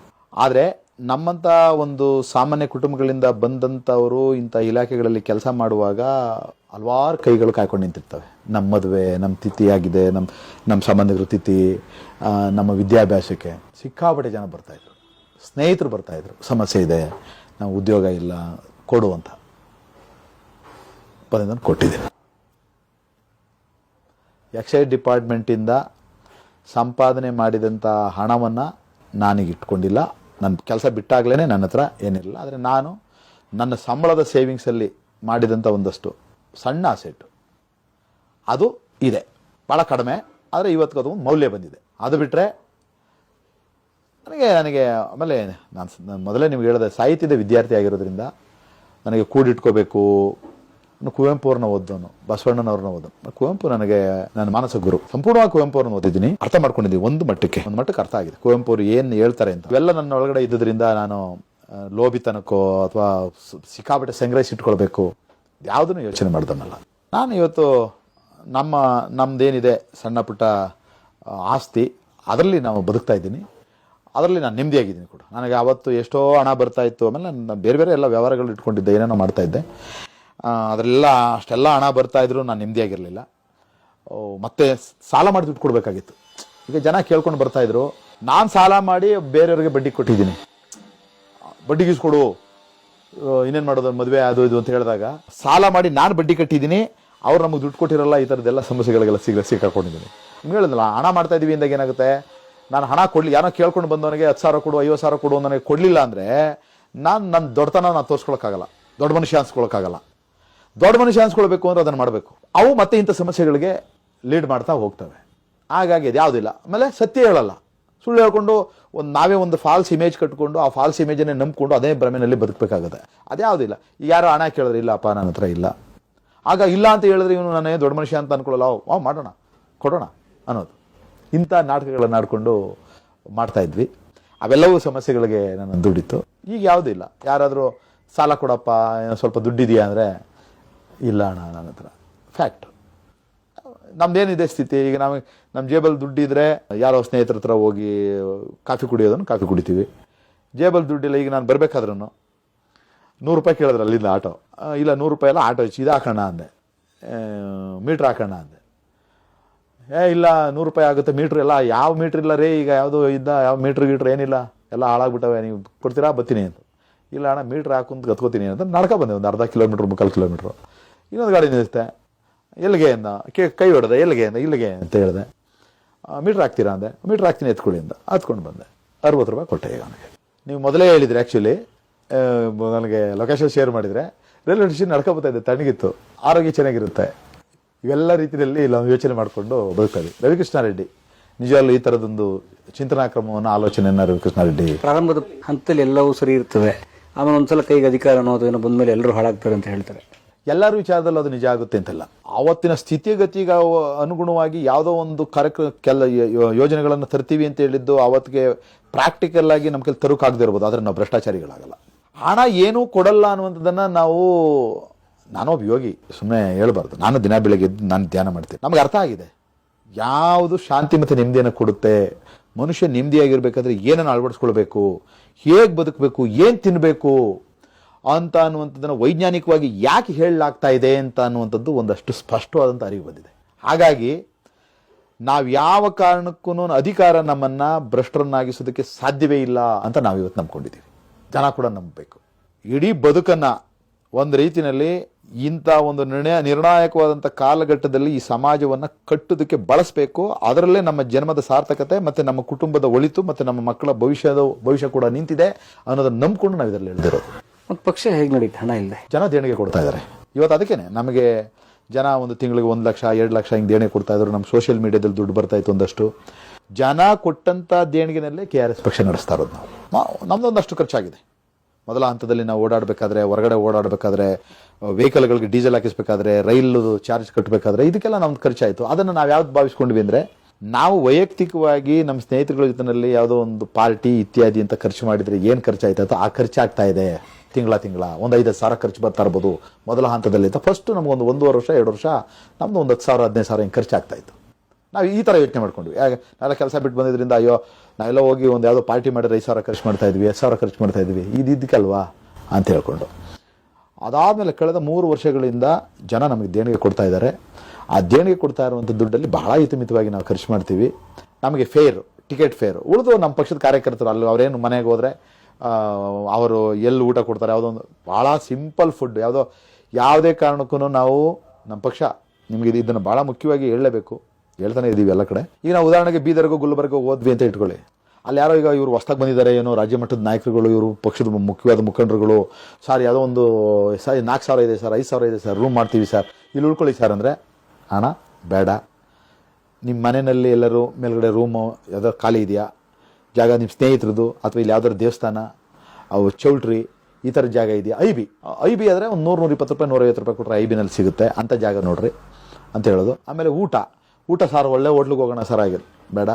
ಯಾವ್ದಾದ್ರು ಖಾನಾವಳಿ 45 ರೂಪಾಯಿ ಕೊಟ್ಟರೆ ಒಬ್ಬರು ಊಟ ಸಿಗಬೇಕು ಅಂಥದ್ದು ನೋಡಿ. ಹಾಗಾದಾಗ ಏನಾಗುತ್ತೆ, ಸಾಮಾನ್ಯವಾಗಿ ನಾವೊಂದು 5-6 ಜನ ಇದ್ರೂ ಅವನಿಗೊಂದು 500-600 ರೂಪಾಯಿಲಿ ಮುಗ್ದೋಗ್ಬಿಡುತ್ತೆ, ಹೊರೆ ಅನ್ಸಲ್ಲ. ಹಾಗಾಗಿ ಅವರು ನಮ್ಮ ಕೈಗೆ ಸಿಗ್ತಾರೆ. ನಾವು ಒಂದು ದಿವಸ ಹೋದ ತಕ್ಷಣ 4,000-5,000 ರೂಪಾಯಿಂದು ಯಾವುದೋ ಒಂದು ರೂಮ್ ಮಾಡಿಸೋದು, 4,000-5,000 ರೂಪಾಯಿಂದ ಪಾರ್ಟಿ ಮಾಡ್ಕೊಂಡು ಚೆನ್ನಾಗಿ ಊಟ ಮಾಡಿ ಬಂದುಬಿಟ್ರೆ 2 ಸಲ ಹೋದರೆ ಒಂದು 3ನೇ ಸಲ ನಾವು 10 ಸಲ ಕಾಲ್ ಮಾಡಿದ್ರು ಒಂದು ಸಿಗಲ್ಲ. ಈ ಥರ ಆಗ್ಬಿಡುತ್ತೆ. ಆಗ ಅದಾಗಬಾರ್ದು ಅಂತ ಒಂದು ಪ್ರಜ್ಞಾವಂತಿಕೆಯಿಂದ ಇಟ್ಕೊಂಡು ಮಾಡಿದ್ವಿ. ನಮ್ಗೆ ಅದೆಲ್ಲ ಜನ ಈಗ ನಾವು ಯಾವುದೋ ಒಂದು ಹೋಟ್ಲಲ್ಲಿ ನಾವು ತುಂಬ 100 ಸಲ ಕಳೆದ ಈಗ 3 ವರ್ಷದಿಂದ ಈಚೆಗಂತೂ 100 ಅನುಭವ ಆಗಿದೆ. ಯಾವುದೋ ಒಂದು ಹೋಟ್ಲಲ್ಲಿ ನಾವು ಊಟ ಮಾಡ್ತಾ ಕೂತಿರ್ತೀವಿ ಅಂತಂದರೆ ಯಾರೋ ಪಕ್ಕದ ಯಾವುದೋ ಟೇಬಲಲ್ಲಿ ಇರುವಂಥವರು ಆ ಟೇಬಲ್ ದುಡ್ಡು ಬಿಲ್ ನಮಗೆ ಕೊಡಿ ಅಂತೇಳಿ ಕೊಟ್ಟಿದ್ದಾರೆ. 100 ಕಡೆ ಆಗಿದೆ. ಸೊ ವಾರ್ಷಿಕ ಬಜೆಟ್ ಎಷ್ಟು ನಿಮ್ಮ ಪಕ್ಷದ? ವಾರ್ಷಿಕ ಬಜೆಟ್ಟು ಅಂತ ನಾವು ಅದನ್ನು ಇಟ್ಕೊಳ್ತಾ ಇಲ್ಲ. ಆಯಾ ಕಾರ್ಯಕ್ರಮಗಳಿಗೆ ಅಂತ ನಾವು ಕೇಳ್ತೀವಿ ಹಣನ. ಟೋಟಲಿ ಒಂದು ವರ್ಷದ ಖರ್ಚು ಎಷ್ಟು ನಿಮ್ದು? ಆಫೀಸ್ ಖರ್ಚಾಗುತ್ತೆ. ಕಾರ್ಯಕ್ರಮ ರೂಪಿಸಬೇಕು ಅಂದರೆ ಜನಗಳ ದೇಣಿಗೆ ಕೇಳ್ತೀವಿ, ಜನ ಕೊಟ್ಟಷ್ಟು ಆಗುತ್ತೆ. ಇಷ್ಟೇ ಅಂತ ಹೇಳೋಕ್ಕಾಗಲ್ಲ. ಆದರೆ ಸುಮಾರಾಗಿ ನಮಗೆ ಆವ್ರೇಜು ನನಗನ್ಸೋದು ನಮ್ಮ ಪಕ್ಷ ಆದಾಗಿನಿಂದ ಒಂದು 1.5 ಲಕ್ಷ 2 ಲಕ್ಷ ಆವ್ರೇಜು ನಮಗೆ ದೇಣಿಗೆ ಬಂದಿದೆ. ದೇಣಿಗೆ ಮತ್ತು ರೆವಿನ್ಯೂ ಈ 70-80 ಸಾವಿರ 1 ಲಕ್ಷ ಬರ್ತಾಯಿತ್ತು ನಮಗೆ. ಇದರಲ್ಲಿ ಫೇಸ್ಬುಕ್ ಮಾನಿಟೈಸ್ ಮಾಡಿದ್ವಿ, ನಮ್ಮ ಮೇನ್ ಪೇಜು ಒಂದು 3-4 ಪೇಜು ಅದೆಲ್ಲ ಬರ್ತಾಯಿತ್ತು. ಅದರಲ್ಲೇ ನಾವು ಸರಿದೂಗಿಸ್ತೀವಿ. ಆಮೇಲೆ ಆ ಕಾರ್ಯಕ್ರಮ ಆಯಿತು, ಯಾವುದೇ ಕಾರ್ಯಕ್ರಮ ಮಾಡಬೇಕು, ಹೋರಾಟಗಳು ಮಾಡಬೇಕು ಅಂದರೆ ಅಲ್ಲಲ್ಲೇ ಸರಿದೂಗಿಸ್ಕೊಂಡು ಹೋಗ್ತಾ ಇದ್ದೀವಿ. ಇನ್ನೂ ನಮಗೆ ದೊಡ್ಡ ಮಟ್ಟದಲ್ಲಿ ದೇಣಿಗೆ ಬರಲಿಲ್ಲ. 2023 ಚುನಾವಣೆ ಪೂರ್ವದಲ್ಲಿ ನಾನೇ ಒಂದು ಮಹಾಭಿಕ್ಷಾ ಯಾತ್ರೆ ಅಂತ ಒಂದು ಕಾರ್ಯಕ್ರಮ ಮಾಡಿದೆ, 100 ಕೋಟಿ ದೇಣಿಗೆ ಸಂಗ್ರಹದ ಗುರಿಯೊಂದಿಗೆ ಅಂತ. ಅದು 100 ಕೋಟಿ ನಾನು ಒಬ್ಬನೇ ಸಂಗ್ರಹಿಸಬೇಕು ಅಂತಲ್ಲ, ಒಂದು ತಿರುಪತಿ ಅದು ಇದೆಯಲ್ಲ ಹುಂಡಿ ಥರದ್ದು ಮಾಡಿಕೊಂಡು ನಾವು ಈ ಥರ ಮಾಡ್ತಾ ಇದ್ದೀವಿ, ದಯವಿಟ್ಟು ನೀವು ದೇಣಿಗೆ ಕೊಡಬೇಕು ಅಂತ ಕೇಳ್ತಾ ನಾನೇ ಸುಮಾರು ಒಂದು 1.5 ತಿಂಗಳು 2 ತಿಂಗಳುಗಳ ಕಾಲ ನಡ್ಕೊಂಡು ಅಂಗಡಿಗಳ ಹತ್ರ ಹೋಗೆಲ್ಲ ದುಡ್ಡು ಕೇಳೋದು ಎಲ್ಲ ಮಾಡಿದ್ವಿ. ಇದನ್ನು ಪ್ರತಿಯೊಬ್ಬ ಕಾರ್ಯಕರ್ತನೂ ಮಾಡಬೇಕು. ಮಹಾಭಿಕ್ಷಾ ಯಾತ್ರೆ ಅಂತ ಮಾಡಿ 100 ಕೋಟಿ ನಾನು ಸಂಗ್ರಹಿಸಬೇಕು, ಜನಗಳಿಂದನೇ ಸಂಗ್ರಹಿಸಬೇಕು, ಕೇಳಬೇಕು, ಕನ್ವಿನ್ಸ್ ಮಾಡಬೇಕು. ವ್ಯಾಪಾರಿಗಳು ಯಾರ್ಯಾರೆಲ್ಲ ಸಮಾಜ ಚೆನ್ನಾಗಿರ್ಬೇಕು ಅಂತ ಯೋಚನೆ ಮಾಡ್ತಾರೆ ಅವರೆಲ್ಲ ಅಂತ. 100 ಕೋಟಿ ಆ ಥರ ದೊಡ್ಡದಲ್ಲ, ಆದರೆ ಬರಲಿಲ್ಲ. ಇನ್ನೂ ಜನ ನಮ್ಮ ಮೇಲೆ ಒಂದಷ್ಟು ಜನಗಳಿಗೆ ಇವರು ಏನೋ ಮಾಡ್ತಾ ಇದ್ದಾರೆ ಒಳ್ಳೆಯದು ಅಂತ ಅನ್ನೋಂಥ ಭಾವನೆ ಬಂದಿದೆ. ಹಿಂಗೆ 100 ಕೋಟಿ ಚುನಾವಣೆಗಳಿಗೆ, ಒಂದು ಜನರಲ್ ಎಲೆಕ್ಷನ್ಸ್ಗೆ ಚುನಾವಣೆಗೆ ಕೊಡೋಣ, ಇವರು ಚುನಾವಣೆನ ನಮ್ಮ ಖರ್ಚಲ್ಲೇ ಎದುರಿಸಲಿ ಅನ್ನುವಂಥ ಇನ್ನೂ ಭಾವ ಬಂದಿಲ್ಲ. ಆದರೆ ಅದು ಯಾವಾಗಲೂ ಒಂದು ದಿವಸ ಆಗುತ್ತೆ. ನಾವು 36,000 ಕೋಟಿ 37,000 ಕೋಟಿ ಅಂತ ನಾವು ಮಾತಾಡ್ಕೊಂಡ್ವಿ, ಯಾವುದು ಲಿಕ್ಕರ್ ರಿಲೇಟೆಡ್ ರೆವಿನ್ಯೂ. ಒಂದು ದಿನಕ್ಕೆ 100 ಕೋಟಿ ಖರ್ಚಾಗುತ್ತೆ. ಒಂದು ದಿನಕ್ಕೆ 100 ಕೋಟಿ ಖರ್ಚಾದರೆ 36,000 ಕೋಟಿ ಆಗೋಕ್ಕೆ ಸಾಧ್ಯ. ಒಂದು ದಿನ ಜನ ಕಟ್ಟುವಂಥ ಎಕ್ಸೈಸ್ ತೆರಿಗೆ ಹಣ 5 ವರ್ಷದ ನಮ್ಮ ಚುನಾವಣೆಗೆ ಬೇಕಾಗಿರೋ ದೊಡ್ಡದು ಅಲ್ವೇ ಅಲ್ಲ. ಅದು ಮನಸ್ಸು ಮಾಡಿದ್ರೆ ಜನ 100, 50, 1000, 2000, 5000 ಈ ಥರ ಲಕ್ಷಾಂತರ ಜನ ಹಾಕಿದ್ರೆ ಆಗುತ್ತೆ. ಅಂಥದ್ದಾದರೆ ಮಾತ್ರ ನಾವು ನಿಜವಾಗಿ ಒಳ್ಳೆ ಆಡಳಿತವನ್ನು ಕೊಡೋದಕ್ಕೆ ಸಾಧ್ಯ. ಇಲ್ಲದೆ ನಾವು ಮತ್ತೆ ಅಧಿಕಾರಿಗಳ ಬಳಿಗೆ ಹೋಗಿ ರೋಲ್ ಕಾಲ್ ಮಾಡೋದು, ಬೇರೆ ಇನ್ಯಾವನೋ ಒಬ್ಬ ಕರಪ್ಟೆಡ್ ಕಾಂಟ್ರಾಕ್ಟರ್ ಹತ್ರ ಹೋಗಿ ಕೇಳೋದು, ಈ ಥರದಲ್ಲಿ ನಾವು ಮುಳುಗ್ಬಿಟ್ರೆ ಮತ್ತೆ ನಾವು ಅವರ ಹಿತಾಸಕ್ತಿಯನ್ನು ಪೊರೆಯೋದಕ್ಕೆ ಬೇಕಾಗಿರುವಂಥ ಕೆಲಸ ಮಾಡಬೇಕಾಗುತ್ತೆ. ಕಟ್ಟುನಿಟ್ಟಾಗಿ ನಾವು ತೆಗೆದುಕೊಳ್ಳೋಕ್ಕಾಗೋದಿಲ್ಲ. ಈಗ ಒಬ್ಬ ಮುಖ್ಯಮಂತ್ರಿ ಯಾವುದೇ ಈ ಥರದ ಹೇಳ್ತಾ ಮತ್ತೆ ಸೆಳ್ತಗಳಿಲ್ದೇನೆ ಒಬ್ಬ ಮುಖ್ಯಮಂತ್ರಿ ಆದವನು ಸರಿಯಾದ ರೀತಿಯಲ್ಲಿ ಒಳ್ಳೆಯ ರೀತಿಯಲ್ಲಿ ಅಧಿಕಾರಕ್ಕೆ ಏರಿದ್ರೆ ಕೇವಲ 1 ತಿಂಗಳಲ್ಲಿ ಆಡಳಿತವನ್ನು ಸುಧಾರಣೆ ಮಾಡಿಬಿಡ್ಬೋದು. ಸುಮ್ಮನೆ ನಿಮ್ಗೆ ಒಂದು ಉದಾಹರಣೆ ಹೇಳ್ತೀನಿ. ರ್ಯಾಂಡಮ್ ಆಗಿ ನಾನು ಯಾವುದೋ ಒಂದು 31 ಜಿಲ್ಲೆಯ ಯಾವುದೋ ಒಂದು ಜಿಲ್ಲೆಗೆ ನಾನು ಈ ತಿಂಗಳು ಭೇಟಿ ಕೊಡ್ತೀನಿ. ಯಾವ ಜಿಲ್ಲೆ ಅಂತ ಗೊತ್ತಿಲ್ಲ, ಎಲ್ಲ ರೆಡಿ ಇಟ್ಕೋಬೇಕು. ಯಾವುದೋ ಒಂದು ಕೇಳ್ತೀನಿ, ಪ್ರೋಗ್ರೆಸ್ ಏನಾಗಿದೆ ಅಂತ, ಯಾವ ಇಲಾಖೆ ಅಂತಲೂ ಗೊತ್ತಿಲ್ಲ, ಇಟ್ಕೋಬೇಕು. ಇಲ್ಲದೆ ಹೋದರೆ ಆ ಜಿಲ್ಲಾಧಿಕಾರಿ ತನಕ ಅವನ್ನ ಸಸ್ಪೆಂಡ್ ಮಾಡಿ ಕ್ರಮ ತಗೋತೀನಿ ನಾನು ಅಂತ ಮುಖ್ಯಮಂತ್ರಿ ಹೇಳಿ. ಎಲ್ಲ ರೆಡಿ ಮಾಡ್ಕೊಂಡ್ಬಿಡ್ತಾರೆ. ಯಾವುದೋ ಒಂದು ಗುಲ್ಬರ್ಗದ ಯಾವುದೋ ಒಂದು ಜಿಲ್ಲೆಯ ತೆಗೆಯಪ್ಪ, ಯಾವುದೋ PWD ಡಿಪಾರ್ಟ್ಮೆಂಟ್, ನೀನು ಯಾವ ಇದು ಮಾಡಿಸಿದ್ಯಾ, ಸೇತುವೆ ಮಾಡಿಸಿದ್ಯಾ, ಯಾವ ರೋಡ್ ಮಾಡಿಸಿದ್ಯಾ ನೋಡ್ತೀನಿ ನಡಿ, ಸರಿ ಕ್ವಾಲಿಟಿ ಚೆಕ್ ಮಾಡೋನು, ಅವನ್ನೇ ಕರ್ಕೊಂಡೋಗಿ ತೆಗಿ ಚೆಕ್ ಮಾಡು. ಎಲ್ಲಿ ಗೊತ್ತಾನದು ಗೊತ್ತಿಲ್ಲ ಮುಖ್ಯಮಂತ್ರಿ. ಯಾವ ಜಾಗ ಬೇಕಾದ್ರೆ ಬರ್ಬೋದು. ನಾನು ಯಾವ ಇಲಾಖೆದು ಅಂತ ನಾನು ನೋಡ್ತೀನಿ, ಆ ಇಲಾಖೆ ಮಂತ್ರಿ ಮೇಲೂ ನಾನು ಕ್ರಮ ಕೈಗೊಳ್ತೀನಿ, ಅವನನ್ನು ಉಳಿಸ್ಕೊಳ್ಳಲ್ಲ ನಾನು ಅಂದ್ಬಿಟ್ರೆ, ಆ ಥರ ಕ್ರಮ ತೆಗೆದುಕೊಂಡ್ರೆ ಎಲ್ಲ ಇಲಾಖೆ ಒಬ್ಬ ಅಧಿಕಾರಿ ಬರ್ತಾನೆ ಅಂದರೆ, ಈಗ ಮಂಡ್ಯ ಜಿಲ್ಲೆಗೆ ಅಧಿಕಾರಿ ಬರ್ತಾನೆ, ಬೆಂಗಳೂರು ಗ್ರಾಮಾಂತರದ ಯಾವುದೋ ಒಂದು ಆಫೀಸ್ಗೆ ಅಧಿಕಾರಿ ಮೇಲಧಿಕಾರಿ ಬರ್ತಾನೆ ಅಂದರೆ ಬಹುತೇಕ ಎಲ್ಲ ಫೈಲು ಅದು ಇದು ಎಲ್ಲ ಸರಿ ಮಾಡಿ ಇಟ್ಕೊಂಡ್ಬಿಡ್ತಾರೆ ತಮ್ಮ ಸ್ಕಿನ್ ಸೇವ್ ಮಾಡ್ಕೊಳ್ಳೋದಕ್ಕೆ. ಸರಿಯಾದ ರೀತಿಯಲ್ಲಿ ಒಬ್ಬ ಮುಖ್ಯಮಂತ್ರಿ, ಆ ಥರ ಒಬ್ಬ ಮುಖ್ಯಮಂತ್ರಿ ಅಧಿಕಾರಕ್ಕೆ ಬಂದು ಕೂತ್ಕೊಂಡು ಬೇರೆ ತನ್ನ ಯಾವುದೇ ಇಷ್ಟಾನಿಷ್ಟಗಳನ್ನು ಬಿಟ್ಟು ಕೇವಲ ನಾನು ಪ್ರಾಮಾಣಿಕವಾಗಿರಬೇಕು, ಪಕ್ಷಪಾತ ಮಾಡೋದಿಲ್ಲ, ಅವ್ನು ಯಾವನೇ ಅಧಿಕಾರಿ ಆಗಲಿ ಅವನ ಮೇಲೆ ನಾನು ಕ್ರಮ ತೆಗೆದುಕೊಳ್ತೀನಿ ಅಂತ ಅನ್ಬೇಕು. ಇಲ್ಲೇನಾಗ್ಬಿಡುತ್ತೆ, ಈಗ ಸುಮ್ಮನೆ ಸಿದ್ದರಾಮಯ್ಯ ಮುಖ್ಯಮಂತ್ರಿ ಆಗಿದ್ದಾರೆ, ಯಾವನೊಬ್ಬ ಆಫೀಸರ್ ಮೇಲೆ ಕ್ರಮ ತಗೋಬೇಕು, ಅವನ ಮೇಲೆ ಕ್ರಮ ತಗೋಬೇಕು ಅಂತಿದ್ದಂಗೆ ಇನ್ನೊಬ್ಬ ಸಾರ್ ನಮ್ಮವರು ಸಾರ್ ಅಂತ ಬರ್ತಾರೆ. ಚುನಾವಣೆ ದುಡ್ಡು ಕೊಟ್ಟಿದ್ರು ಸಾರ್, ನಮ್ಗೆ ಬಂದಿರು ಸಾರ್. ಇವ್ರು ಎತ್ತಿದ ಕಡ್ಗನ ಹೊರಗಿಡಬೇಕು. ಸರ್ ನಮ್ಮ ಜಾತಿ ಸರ್, ನಮ್ಮ ಜಾತಿದು ಇಲ್ಲ, ಹೋಯ್ತಾ ಜಾತಿ ಇದೆ. ಯಾರಿಗಿದೆ ಅಂದರೆ ಬಡವ ಜಾತಿ ನಂಬ್ಕೊಂಡಿದ್ದಾನೆ, ಆದ್ರೆ ಅವನಿಗೇನು ಅನುಕೂಲ ಇಲ್ಲ. ಶ್ರೀಮಂತನಿಗಿದೆ, ಬಡವ ಲಂಚ ಕೊಡಲಿಗಿಲ್ಲ, ತಗೊಳ್ಳೋನ್ಗದೆ ತಗೊಳ್ಳೋದ್ರ. ನಾನೇನಪ್ಪ, ನಾನು ಮಂಡ್ಯದಲ್ಲಿ ಬಹುತೇಕ ಗೌಡ್ರು 50% ಹೋಗ್ಲಿರು. ಅಲ್ಲ ನಾನು ತಹಸೀಲ್ದಾರ್ ಸಾರ್ ಒಕ್ಲಿಗೆ ಸರ್ ನಾನು ಮಾಡ್ಕೊಡಿ ಸರ್, ಮಾಡ್ಕೊಡ್ಬಿಡ್ತಾನ. ಮತ್ತೆ ಅವನೇ ಯಾಕೆ ಮಂಡ್ಯಕ್ಕೆ ಬರ್ತಾನೆ, ಒಕ್ಲಿಗರು ಜಾಕೆ ಬೇರೆ ಇನ್ಯಾವುದು ಜಾಕ್ ಅಮೆರಿಕಕ್ಕೆ ಹೋಗ್ಬೇಕಾಗಿತ್ತು ಅವನು. ಅವನಿಗಿಲ್ಲ, ಇವನಿಗಿದೆ ಮೂರ್ಖನಿಗೆ. ಆದರೆ ಅವನಿಗೆ ಲಾಭ ಇದೆ, ಜಾತಿ ಅಂತ ಹೇಳ್ಕೊಳ್ತಾರೆ ಅವನಿಗೆ. ಇವ್ರದೆಲ್ಲ ವ್ಯವಹಾರ, ದುಡ್ಡಿನ ವ್ಯವಹಾರ. ಹಾಗಾಗಿ ಇವರು ಕಡ್ಗೆ ಎತ್ತೋದಕ್ಕಾಗಲ್ಲ. ಸುಮ್ಮನೆ ಡ್ರಾಮಾ ನಾಟಕ ಆಡ್ಕೊಂಡು ಸುಮ್ಮನೆ ತೇಪೆ ಹಾಕೊಂಡು ಆ ಗಳಿಗೆ ಮಾತಾಡ್ಕೊಂಡು ಹೋಗ್ತಾ ಇದ್ದಾರೆ. ಇವೆಲ್ಲವನ್ನು ಚರ್ಚೆಗೆ ಒಳಪಡಿಸ್ಬೇಕಾಗಿದ್ದು ಆ್ಯಕ್ಚುಲಿ ಮತ್ತೆ ನೀವು ಮಾಡ್ತಾ ಇದ್ರೆ ಒಂದಷ್ಟು ಪ್ರಶ್ನೆ ಕೇಳ್ತಾರೆ. ಸೂಪರ್, ನನಗೆ ಖುಷಿ ಆಯಿತು. ಯಾಕೆ ಮಾಡ್ತಾ ಇಲ್ಲ?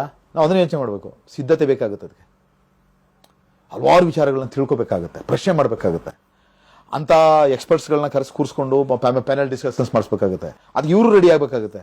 ಇಲ್ಲ ಸುಲಭ, ಡಿ ಕೆ ಶಿವಕುಮಾರ್ ಹಿಂಗಂದ್ರು ಸರ್, ಡಿ ಕೆ ಶಿವಕುಮಾರ್ ಹಿಂಗಂದ್ರು ನೀವೇನು ಹೇಳ್ತೀರಿ ಕುಮಾರಸ್ವಾಮಿ ಅವರೇ? ಕುಮಾರಸ್ವಾಮಿ ಸರ್ ನಿಮ್ಮ ಸಿ ಡಿ ಸಿ ಒಂದಿದ್ದಾರೆ ಏನು ಹೇಳ್ತೀರಿ? ಅದಕ್ಕೆ ಏನೋ ಅವನೇನು ಕರಿಯ ಅಂತಾನೆ, ಅವನೇನು ಇವನು ಮಾತಾಡೋದು. ಸರಿ ಅದನ್ನ ಜನ ಹಿಂಗಂದ ಕಣಲ್ಲ ಅಂತ ತಡ್ತದೆ. ಅದನ್ನೇ ಫಾರ್ವರ್ಡ್ ಮಾಡ್ಕೊಂಡು ಸುಲಭ ಜಿ ಡಿ ಪಿ ಡಮಾರ್ ಜಿ ಡಿ ಪಿ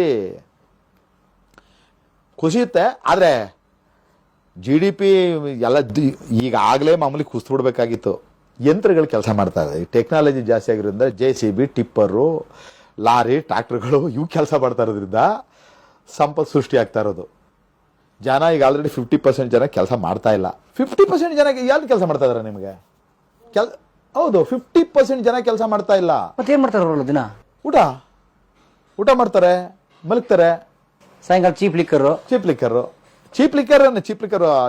ವ್ಯವಸ್ಥೆ ಆಗ್ತದೆ. ಅದಕ್ಕೆಲ್ಲ ದಾರಿ ಮಾಡಿಬಿಟ್ಟಿದ್ದಾರೆ. ಅದನ್ನು ಯಂತ್ರಗಳು ದುಡಿತಾ ಇರೋದ್ರಿಂದ ಬದುಕ್ತಾರೆ. ಆದರೂ ಇನ್ನೂ 50% ಜನ ದುಡಿತಾ ಇದ್ದಾರೆ ಅಂತ ಹೇಳಿದೆ. ನಾನು ಅದರ ಗಮನದಲ್ಲಿ ಇಟ್ಕೊಳ್ಬೇಕು. ಆ 50% ಜನ ಈ ಯಂತ್ರಗಳು ನಡೆಸ್ತಾ ಇರೋರು ರೈತಾಪಿ ವರ್ಗ ಒಂದಷ್ಟು ಕೆಲಸ ಮಾಡ್ತಾ ಇದೆ. ಆದರೆ ಅವ್ರಿಗೆ ಎಷ್ಟು ಸಿಗ್ಬೇಕಾಗಿತ್ತು ಅಷ್ಟು ಸಿಗ್ತಾ ಇಲ್ಲ. ಆದ್ರೆ ಅವ್ರೂ ಅಷ್ಟೇ ಬುಡ ಏನಾಗಬೇಕಾಗಿದೆ, ನಮಗೆ ಹಿಂದಿನಷ್ಟು ಕಷ್ಟ ಇಲ್ವಲ್ಲ. ಹಿಂದೆ ಕಷ್ಟ ಇತ್ತು, ಸಿಕ್ಕಾಪಟ್ಟೆ ಕಷ್ಟ ಇತ್ತು. ನಿಮ್ಗೆ 30-40 ವರ್ಷಗಳ ಹಿಂದೆ 1 ಎಕರೆ ನಾಟಿ ಮಾಡಬೇಕು ಅಂದರೆ ಪ್ರಾಣ ಹೋಗ್ಬಿಡ್ತಾ ಇತ್ತು, ತೆವಡೆ ಹಾಕೋದು ಅಂತ. ಇವತ್ತೇನಿಲ್ಲ, 1 ಎಕರೆದ್ದು ತಗೊಂಡು ಬಂದು KG ಅಂತ ಹಾಕ್ಬಿಟ್ರೆ ಬಡ್ ಅಂತ ಒಂದು ಅರ್ಧ ಗಂಟೆ 1 ಗಂಟೆಗೆ 1 ಎಕರೆ ನಾಟಿ ಮಾಡೋ ಲೆವೆಲ್ಗೆ ಹೊಂಟೋಯ್ತದೆ ಭೂಮಿ. ಮ್ಯಾನೇಜರ್ಸ್ ಆಗಿದ್ದಾರೆ ಇವತ್ತು ರೈತರುಗಳು.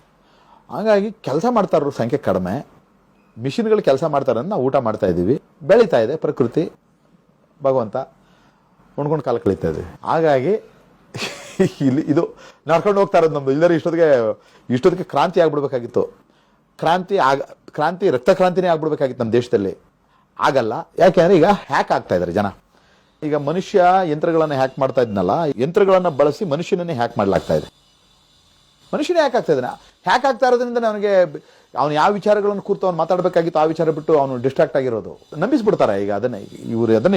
ಇದು ಈಗ ಪೊಲಿಟಿಕಲ್ ಒಂದು ಟೆಕ್ನಿಕ್, ಅದು ಬ್ರೈನ್ ವಾಶ್ ಮಾಡೋದು. ನೋಡಿ, ನಿಮ್ಮ ಜಾತಿ ಎಲ್ಲ ಕಿತ್ಕೊಂಡ್ಬಿಡ್ತಾರೆ, ಜಾತಿ ಧರ್ಮ ಎಲ್ಲ ಹಾಳು ಮಾಡ್ತಾರೆ. ಅವನು ತಲೆಗೆ ಜಾತಿ ಬಿಟ್ಟು ಅವ್ನು ಚಡ್ಡಿ ಎರ್ದೋಗಿರ್ಲಿ, ನಾನು ಚಡ್ಡಿ ಎರ್ದೋಗಿರೋದ್ರ ಬಗ್ಗೆ, ಅವನಿಗೆ ತನ್ನ ಮಗನ ಚಡ್ಡಿ ಎರ್ದೋಗಿರೋದ್ರ ಬಗ್ಗೆ, ತನ್ನ ಮಗನ ಸ್ಕೂಲು ಸರಿಯಾದ ಟೀಚರ್ ಇಲ್ದೇ ಇರೋದ್ರ ಬಗ್ಗೆ, ಅಲ್ಲಿ ಪುಸ್ತಕ ಇಲ್ದೇ ಇರೋದ್ರ ಬಗ್ಗೆ, ರೋಡ್ ಸರಿ ಇಲ್ದೇ ಇರೋದ್ರ ಬಗ್ಗೆ, ಗ್ರೌಂಡ್ ಸರಿ ಇಲ್ದೇ ಇರೋದ್ರ ಬಗ್ಗೆ, ರೋಡ್ ಸರಿ ಇಲ್ದೇ ಇರೋದ್ರ ಬಗ್ಗೆ ಇನ್ಯಾವ್ದ್ರ ಬಗ್ಗೆ ಅವನು ಚರ್ಚೆ ಬಂದ್ರು ಪರವಾಗಿಲ್ಲ. ಇವನಿಗೆ ಅದು ಇಡಿಸ್ಬಿಟ್ಟಿದ್ದಾರೆ, ಸುಲಭ ಹ್ಯಾಕ್ ಮಾಡಿಬಿಟ್ಟಿದ್ದಾರೆ. ಇನ್ನು ಮುಂದಕ್ಕೆ ಊಟ ಕೊಡ್ತಾರೆ, ಬಟ್ಟೆನೂ ಕೊಡ್ತಾರೆ, ಓಡಾಡ್ಬೇಕು, ಡೆಲ್ಲಿಗೆ ಹೋಗ್ಬೇಕಾ ಓಡಾಡು, ಸ್ವಾತಂತ್ರ್ಯ ಇಲ್ಲ. ಇವನು ಸ್ವಾತಂತ್ರ್ಯ ಏನು ಬೇಕಾಗಿಲ್ಲ. ಹಂದಿಗಳನ್ನ ಸೆಡ್ಡಲ್ಲಿ ಹಾಕಿದ್ರೆ ಮಾಮೂಲಿ ಅವು ಹೆಂಗೋ ಇರ್ತಾವಲ್ಲ, ಕುಡ್ಕೊಂಡು ತಿನ್ಕೊಂಡು ಮಾಮೂಲಿ ಎಲ್ಲ ಸಿಗುತ್ತೆ. ಏನು ಎಲ್ಲ ಎಲೆಕ್ಟ್ರಿಸಿಟಿ ಬಂದ್ಬಿಡ್ತೀಯಲ್ಲ. ಎಲೆಕ್ಟ್ರಿಸಿಟಿ ಅಂದರೆ ಸೋಲಾರ್ ಎನರ್ಜಿ ಫ್ರೀ ಆಯಿತು ಅಂದರೆ ನೀವು ಬೇರೆ ಎಲ್ಲವನ್ನ ಮಾಡ್ಬೋದು. ಎನರ್ಜಿ ಅಂತಾನೆ ಇಂಪಾರ್ಟೆಂಟು. ಇದುವರೆಗೂ ಎನರ್ಜಿ ಇದ್ದದ್ದು ಅದರಲ್ಲಿ ಡೀಸೆಲ್ ಬಳಸಿ ನೀವು ಗುಂಡಿ ತೋಡ್ಬೇಕಾಗಿತ್ತು, ಟ್ರ್ಯಾಕ್ಟರ್ ತಗೊಂಡು ಬಂದು, ವಾಟರ್ ಅದಕ್ಕೂ ದುಡ್ಡು ಕೊಡ್ಬೇಕಾಗಿಲ್ಲ. ಇನ್ನೆಲ್ಲ ಸೋಲಾರ್ ಎನರ್ಜಿ, ಸೋಲಾರ್ ಪ್ಯಾನಲ್ ಎಲ್ಲ ಸ್ವಲ್ಪ ಇದಾಯ್ತಿದಂಗೆ ಇನ್ನೂ ಆಗುತ್ತೆ. ಮನುಷ್ಯನ ಬದುಕು ಸುಲಭ ಆಗುತ್ತೆ. ಇವನು ಊಟ, ಬಟ್ಟೆ, ಮನೆ, ಓಡಾಟ ಬಹಳ ಸುಲಭ. ಇನ್ಮೇಲೆ ಗಂಡಸರಿಗೂ ಫ್ರೀ ಮಾಡ್ಬೋದು. ಹೆಣ್ಮಕ್ಳಿಗೆ ಏನು ಶಕ್ತಿ ಯೋಜನೆಯಲ್ಲಿ ಫ್ರೀ ಅಂತ ಕೊಡ್ತಾರಲ್ಲ, ಗಂಡಸರು ಓಡಾಡಿ ನೆಕ್ಸ್ಟ್ ಮಾಡಬೇಕು. ನೆಕ್ಸ್ಟ್ ಏನು ಇನ್ನು ಮತದಾರರು ಕೊಟ್ಟು ಆಮಿಷ ಬೇರೆ ಏನು ನೋಡ್ಕೊಂಡಿದೆ? ಹೆಣ್ಮಕ್ಳುಗಳಿಗೆ ಈಗ ಫ್ರೀ ಮಾಡಿದ್ದಾರೆ. 2,000 ಬದಲು ಇನ್ನೊಂದು 4,000. ಈಗ ಒಬ್ಬಳಿಗೆ ಮನೆ ಯಜಮಾನಿ ಕೊಡ್ತೀವಿ ಅಂತಾರೆ, ಮನೆ ಯಜಮಾನಿ ಮತ್ತೆ ಪ್ರತಿಯೊಬ್ಬ ಮಹಿಳೆಗೂ ನಾವು 1,000 ಕೊಡ್ತೀವಿ ಅಂತಾರೆ. ಆಮೇಲೆ ಗಂಡಸರುಗಳಿಗೆ ನಿಮ್ಗೂ ಕೊಡ್ತೀವಿ ಅಂತಾರೆ. ಅವ್ರಿಗೆ ಯಾರಿಗೂ ಮುದುಕರಿಗೆ 60 ವರ್ಷ ಆದವ್ರ ಮೇಲೆ ಅವ್ರಿಗೆ 2,000 ಕೊಡ್ತೀವಿ, 50 ವರ್ಷದ ಮೇಲ್ಪಟ್ಟ ಕೊಡ್ತೀವಿ, ನಿರುದ್ಯೋಗಿಗಳು ಕೊಡ್ತೀವಿ, ಹೊರಗಡೆ ಓಡಾಡೋದಕ್ಕೆ ಫ್ರೀ ಮಾಡ್ತಾರೆ. ಏನು ಸಮಸ್ಯೆ ಇಲ್ಲ. ಇವರು ತಿರುಗಾಡ್ಕೊಂಡಿರ್ತಾರೆ. ಆಮೇಲೆ ಇದು ಮುಂದಿನ ದಿನಗಳಲ್ಲಿ ಇನ್ನೊಂದು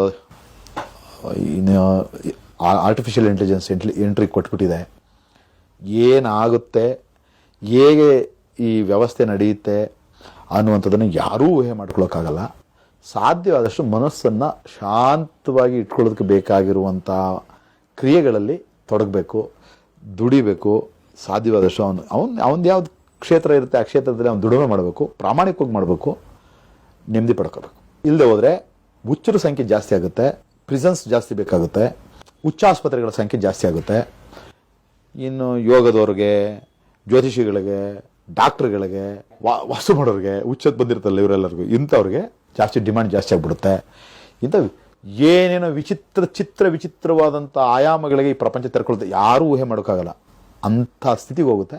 ಅದಕ್ಕೆ ಸದ್ಯದಲ್ಲಿ ಇವತ್ತು ನಾವು ಯಾವುದನ್ನು ನಂಬ್ಕೊಂಡಿದ್ದೀವೋ, ಈ ಕ್ಷಣದ ನಮ್ಮ ಯಾವುದು ಒಂದು ನಮ್ಮ ಕರ್ತವ್ಯ, ಇದನ್ನು ಮಾಡಿದ್ರೆ ಅನುಕೂಲ ಆಗುತ್ತೆ ಅಂತ ಅನ್ನೋದಿದೆಯೋ ಅದನ್ನು ಈ ಮಾನವ ಕುಲದ ಒಳಿತಿಗಾಗಿ ಮತ್ತು ನನ್ನ ಒಳಿತಿಗಾಗಿ ಮತ್ತು ನನ್ನ ಮಕ್ಕಳ ನನ್ನ ಮುಂದಿನ ಪೀಳಿಗೆ ಏನಿದೆ ಆ ಪೀಳಿಗೆ ಒಳಿತಿಗಾಗಿ ಮಾಡ್ತಾ ಇದ್ದೀನಿ ಅಂತ ನಂಬ್ಕೊಂಡು ಮಾಡಬೇಕು. ಬಹಳ ಸಂಕಷ್ಟವಾದ ದಿನಗಳು, ಕಷ್ಟದ ದಿನಗಳು, ಗ್ಲೋಬಲ್ ವಾರ್ಮಿಂಗು ಇವೆಲ್ಲ ಸೇರಿಕೊಂಡು ಭಯಂಕರ ಇದೆ. ಮುಂದಿನ 50 ವರ್ಷಗಳಲ್ಲಿ ಏನೇನೆಲ್ಲ ಆಗುತ್ತೆ, ಏನೇನೋ ಆಗೋಗುತ್ತೆ, ಅದನ್ನೆಲ್ಲ ನೋಡಿಕೊಂಡು ಇದೆಲ್ಲ ನಿರೀಕ್ಷಿತವೇ, ಇದೆಲ್ಲವೂ ಆಗುತ್ತೆ, ಸಹಜವಾದದ್ದು, ಇದನ್ನು ನಾವು ಅನುಭವಿಸ್ಬೇಕಾಗಿರುವಂಥದ್ದು ಅನ್ನುವಂಥ ಮನಸ್ಥಿತಿ ಬೆಳೆಸ್ಕೊಂಡು ಅನುಭವಿಸೋದಕ್ಕೆ ಸಿದ್ಧ ಆಗಬೇಕು. ನಮ್ಮ KRS ಪಕ್ಷದ ಲಿಂಗೇಗೌಡರು ಹೇಳಿದ್ದನ್ನ ನಾವು ಆ ಪಕ್ಷ ಈ ಪಕ್ಷ ಅವರಿಗೊಂದ್ರು ಇವರಿಗೊಂದ್ರು ಅಂತ ಪರ್ಸ್ನಲಾಗಿ ತೊಗೊಂಡು ವ್ಯಗ್ರವಾಗಿ ಯೋಚನೆ ಮಾಡೋಕ್ಕೆ ಮೊದಲು ನಿಜಕ್ಕೂ ತಾಳ್ಮೆಯಿಂದ ಸಮಾಲೋಚಿಸಬೇಕಾದ, ಆಲೋಚನೆ ಮಾಡಬೇಕಾದ ವಿಚಾರಗಳು ತುಂಬ ವಿವರವಾಗಿ ವಿಶದವಾಗಿ ನಮ್ಮ ಸಮಾಜದ ವಿಚಾರಗಳನ್ನು ತಿಳಿಸಿದ್ದಾರೆ. ಭಾಳ ಧನ್ಯವಾದ ಸರ್ ತಮಗೆ. Thank you. ಬರ್ತೀವಿ ಒಂದು ನಿಮ್ಮ ತೋಟಕ್ಕೆ. ಖಂಡಿತ ಬನ್ನಿ. ಆಗಲಿ, ಧನ್ಯವಾದ. Thank you.